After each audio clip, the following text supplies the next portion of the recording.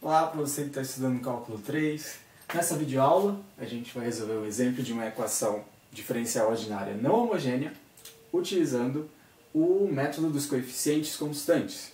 E o exemplo que a gente tem é esse que está aqui em verde. Eu tenho que y, a derivada de quarta ordem de y, mais a derivada de terceira ordem, mais duas vezes essa derivada de terceira ordem de y, mais duas vezes a derivada de segunda ordem de y, igual à função 3x² mais 1. Bom, como é que a gente resolve, né, esse tipo de equação?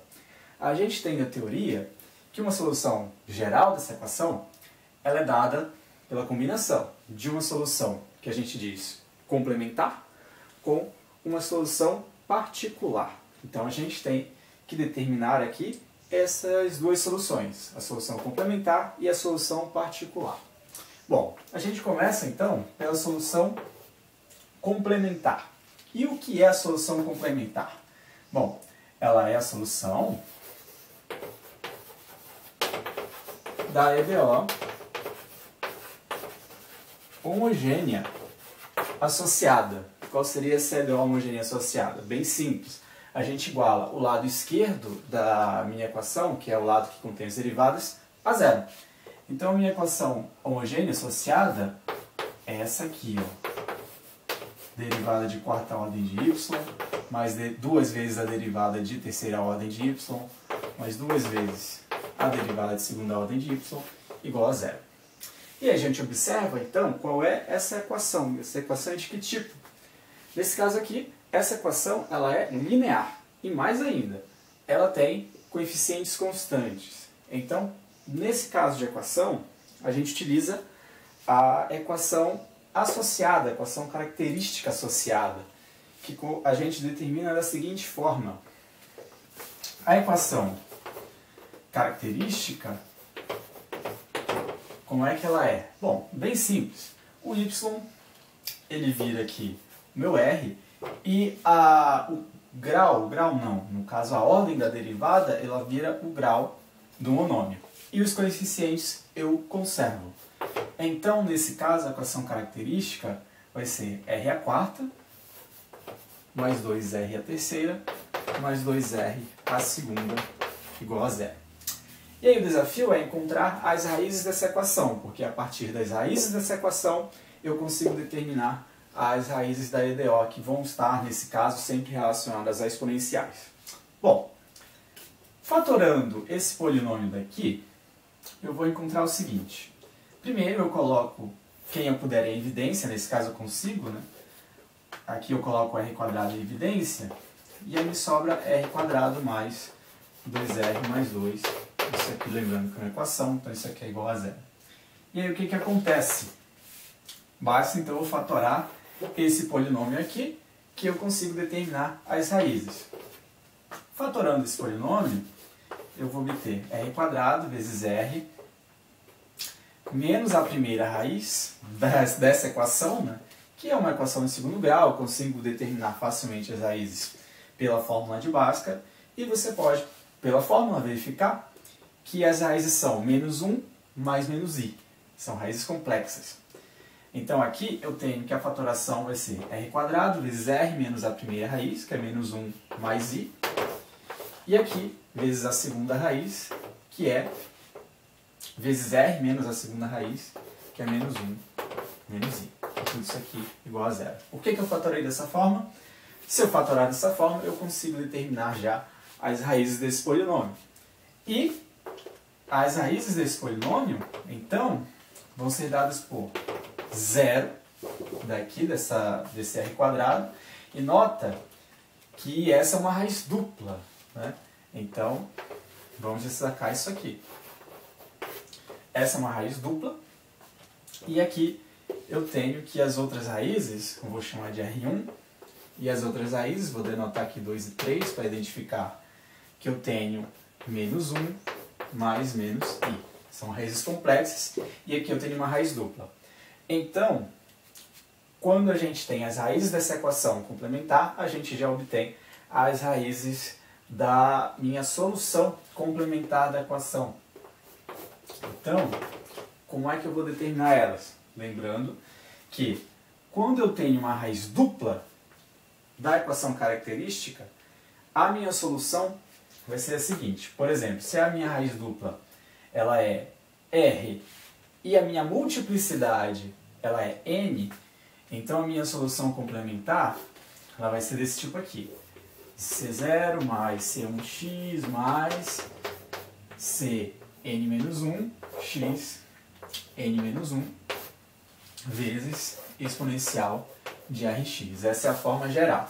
Então, nesse caso aqui, aplicando o que eu acabei de falar, a minha raiz 0, que é uma raiz dupla, eu vou obter C0 mais C1x vezes a exponencial de R, que é a minha raiz, de 0x. Só que 0x é 0, exponencial de 0 é 1. Então, nesse caso, eu posso eliminar aqui a minha exponencial, porque eu vou estar, no fundo, multiplicando por 1 esse polinômio aqui, C0 mais C1x. Então, essa aqui é a minha solução vinculada à minha raiz dupla. Falta escrever a solução vinculada à raiz complexa. Que, nesse caso, vou relembrar aqui, quando a gente tem raízes complexas da equação característica, a minha solução também tem uma cara. E se a raiz ela tem a forma a mais bi, a mais menos bi, né? Porque as raízes complexas sempre aparecem aos pares e conjugadas, então a minha solução complementar, quem é que ela vai ser? Ela vai ser C0 exponencial de AX cosseno de BX mais C1 exponencial de AX seno de BX. Isso a gente tem de lá da teoria.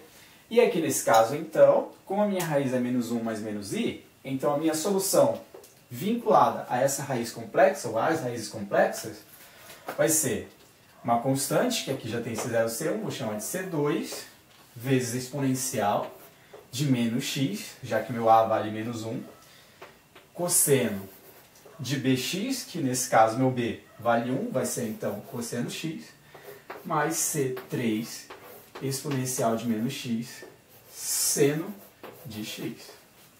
Pronto. Aqui eu já consegui determinar então a minha solução complementar, que é a solução da ideia homogênea associada. Agora a gente vai determinar então a solução particular. E é aí que vai entrar o método dos coeficientes constantes. Como é que a gente utiliza esse método dos coeficientes constantes? Bom, primeiro a gente observa a equação, a função, que está do lado direito da minha equação. A gente pode ter, as mais comuns são funções polinomiais, mas a gente pode ter também funções exponenciais, ou também funções trigonométricas, né, seno e cosseno, mais especificamente. E para esses casos, a gente tem a cara da minha provável solução, da minha candidata à solução, que vai ter coeficientes constantes nesse caso. Aqui eu tenho uma função polinomial. E no caso de funções polinomiais, a minha candidata em geral, à solução particular, ela tem a forma xs vezes um polinômio de mesmo grau que o polinômio que está aqui no lado direito da equação. Então, nesse caso, a minha solução vai ter a seguinte cara: x elevado a s vezes um polinômio de grau 2, um polinômio genérico, porque aqui o nosso trabalho vai ser identificar os meus coeficientes. Logo, o polinômio tem essa cara aqui. xs vezes um polinômio de grau 2, genericamente escrito como ax² mais bx mais c. O trabalho aqui é identificar qual vai ser esse grau S, né? E aí, a gente tem que lembrar que esse grau S é identificado da seguinte forma. Esse S é o valor mínimo que faz com que esse polinômio aqui não tenha alguma repetição com relação à minha solução complementar. Como assim? Bom, eu quero, na verdade, a minha questão é encontrar um polinômio que não tenha um grau que conste no polinômio que aparecer aqui na minha solução complementar. Nesse caso, eu tenho um polinômio aqui de grau 1.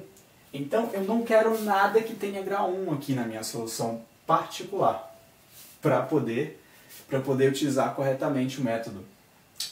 E nesse caso aqui, observando os polinômios que eu tenho, por exemplo, se eu colocasse um zero, se eu supusesse que o S seria zero, eu teria aqui 1, então esse polinômio seria um polinômio de segundo grau, mas repara que eu teria algo em x, então não poderia ser. Se eu fizesse a mesma brincadeira com 1 aqui, também não daria certo, porque eu teria aqui um cx, ou seja, eu teria um polinômio de grau 1, que bateria aqui, geraria conflito com a minha solução complementar. Então, o mínimo, o valor mínimo aqui é 2. Por quê? Quando eu coloco x igual a 2, olha o polinômio que eu obtenho. Eu obtenho ax à quarta mais bx à terceira mais cx ao quadrado. Aí sim, aí dá certo, porque eu não vou ter nada de grau 1. Então, esse aqui é meu candidato à solução particular. A minha candidata, né, à solução particular. E a partir daí, como ela é uma candidata à solução, ela vai ter que satisfazer a equação. Então, por isso mesmo que é importante eu determinar as derivadas desse cara aqui, dessa minha solução particular, da minha candidata. As derivadas são bem fáceis de calcular, derivada de função polinomial. A essa altura eu acho que a gente sabe, está de boa com relação a isso.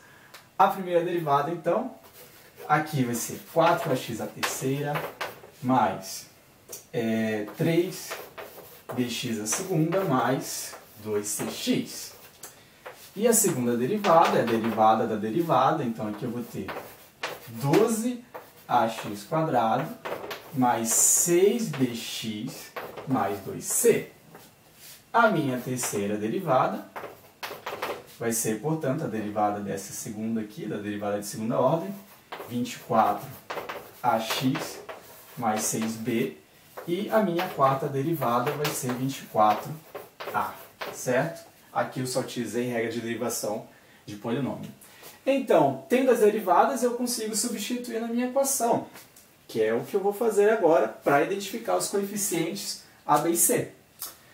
Substituindo, então, o que a gente encontrou na equação, o que a gente vai ter? Derivada de quarta ordem, que é 24a. Então, eu vou ter 24a mais 2 vezes a derivada de terceira ordem. Eu já vou fazer logo aqui direto. Então, se eu fizer 2 vezes esse polinômio todo, eu vou obter 48ax mais 12b, mais 2 vezes a derivada de segunda ordem, que é essa aqui. Então, mais 24ax quadrado, aqui, mais 12bx, mais 4c. Isso é igual a quê? A 3x quadrado mais 1. Desculpa pela letra pequena, mas eu acho que dá para enxergar. E o que eu vou fazer agora? Bom, eu vou reescrever isso aqui que eu encontrei como um polinômio. Eu vou associar quem está ligado aqui ao x quadrado, quem está ligado a x, quem está ligado a 1, para ficar bonitinho e para eu poder utilizar a igualdade de polinômios depois. Vamos lá, então. Quem tem aqui x quadrado? Nesse caso, eu só tenho o 24ax quadrado. Então, eu vou ter aqui 24ax quadrado, mais, agora eu vou pegar os termos em x. Nesse caso aqui, então, eu tenho 48a, né? Aqui eu tenho mais 12bx, então aqui eu vou ter mais 12b, isso multiplica por x, mais agora os termos independentes, são os termos que não estão vinculados a x, que nesse caso são 24a mais 12b mais 4c.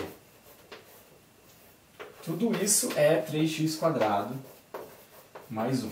Agora eu utilizo igualdade de polinômios, porque se esses polinômios são iguais, então os meus coeficientes são iguais. E se os coeficientes são iguais, o que vai acontecer? Esse termo de x quadrado vai ser igual a esse termo de x quadrado e assim sucessivamente. Logo, eu vou ter então um sistema que é dado por 24a igual a 3, aqui 48A mais 12B. Bom, se não tem nada aqui em x, quer dizer que o coeficiente do x é 0. E por fim, eu tenho 24A mais 12B mais 4C. Isso é igual a 1. Logo, eu tenho esse sistema. Resolvendo esse sistema, eu determino os valores de A, B e C, que são exatamente os coeficientes do polinômio. Logo, eu vou estar encontrando a minha solução particular. Então, vamos determinar. Nesse caso aqui, é bem fácil de resolver esse sistema, porque eu tenho essa primeira equação que já me dá diretamente o valor de A. Logo, se eu tenho 24A igual a 3, como está aqui, então meu A vale 1 sobre 8. E aí eu posso substituir na segunda equação, e aí eu vou fazer aqui um pouquinho mais rápido, já que a gente não tem muito quadro. Então, se eu tenho 48A, aqui eu tenho 6, 6 mais 12B igual a 0, meu B vale menos meio. E aqui na minha última equação, eu vou ter 24A, então eu vou ter 3 menos 6, que dá menos 3, mais 4C igual a 1. Logo, o meu C ele vale 1. O que isso significa para mim? Bom, isso significa que a minha solução particular ela vai ser o quê? Ela vai ser o seguinte polinômio. Ela vai ser 1 sobre 8 x à quarta menos 1 sobre 2 x à terceira mais 1, ou seja, mais x quadrado. Essa é, portanto, a minha solução particular. E, determinada a solução particular, eu consigo determinar, então, a solução geral, como eu escrevi anteriormente, aqui em cima. A minha solução particular, a minha solução geral, perdão, ela é dada pela soma da minha solução complementar, que é essa aqui, com a minha solução particular, que eu acabei de encontrar. Só não estou escrevendo elas novamente, porque não tem espaço. Mas então, é isso. É assim que a gente resolve então essa equação, e é dessa forma que a gente utiliza o método dos coeficientes constantes. Valeu, até a próxima.